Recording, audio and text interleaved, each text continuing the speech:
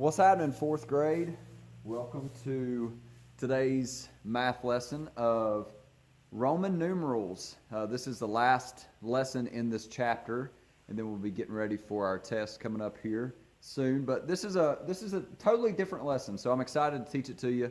Down here in the barn today, fourth grade, and yeah, I got some things set up. This is my first time recording by myself, so I'm hoping that you guys will see this video and enjoy it. But hopefully you can see the whiteboard here. There's a couple things I want to try to get your brain to start thinking about, and that is Roman numerals. So it's the way that folks in Rome used to write their numbers, Roman numerals. So it's different than our numbers, but they can have the same meaning. So check it out. I have on the board here I, so the letter I equals 1. So if you're trying to memorize what Roman numeral stands for 1, just think of I, because I kind of looks like a 1. And then the next one that I'd like to bring your attention to is 5. So in Roman numerals, the letter V stands for 5. So a good way to memorize that might be think about the word 5 and how 5 has the letter V in it. So V equals 5, I equals 1, and then for the number 10, X, I don't really have a good way to help you memorize that X equals 10, except for maybe thinking about multiplying and how you get bigger numbers, and 10 would be the biggest number that I have here on the board.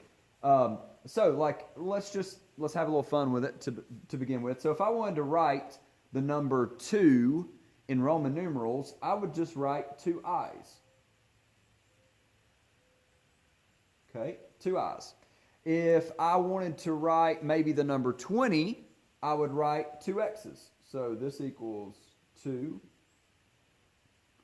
2 X's would equal 20. 3 X's would be 30. But now there's something else I want you to kind of pay attention to. I got this wrote down right here. I'm going to throw these. I call these the special Roman numerals.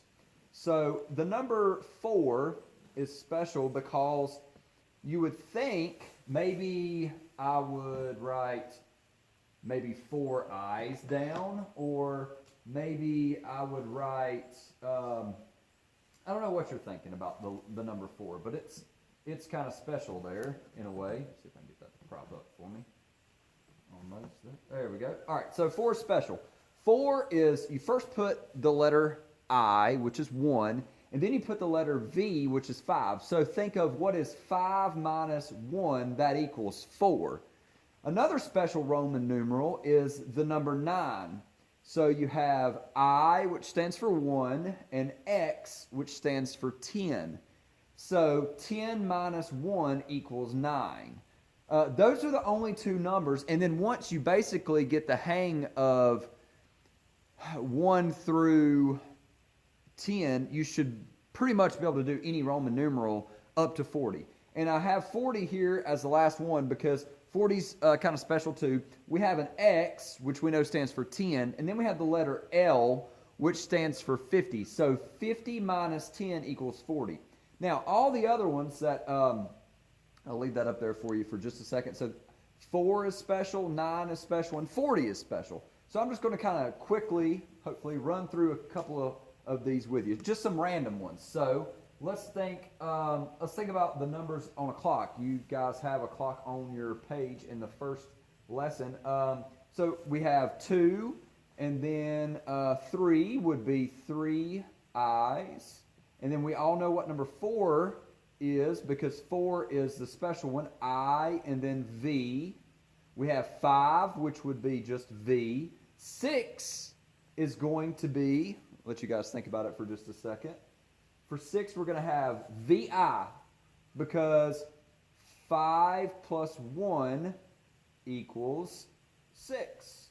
So VI would be 6, and then we have VII, which would be 7, the number 7. And then 8 is going to be VIII,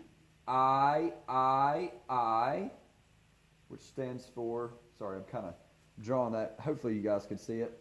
You don't have to put the lines underneath that V. I'm just getting a little carried away here. And then 9 we know is special. So 9 is going to be I first, and then we have an x, which would be 10 minus 1 equals 9. And then 10 is going to just be 10 with the x. And then we just kind of start all over again. So for after 10, we have the number 11. So that's just going to be xi, right? xi.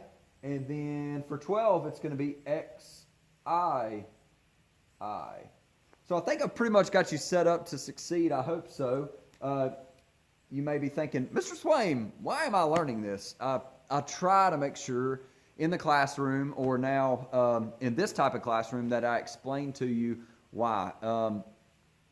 Roman numerals are used still today. One example that I can think of is the Super Bowl. The Super Bowl still uses Roman numerals. A lot of times clocks that you'll see in houses or in restaurants or wherever you go, they will have Roman numerals on them. So yeah, I think it's important for you to know Roman numerals, and I appreciate you guys checking this out. I hope this helps. Thanks for being my students. I appreciate y'all.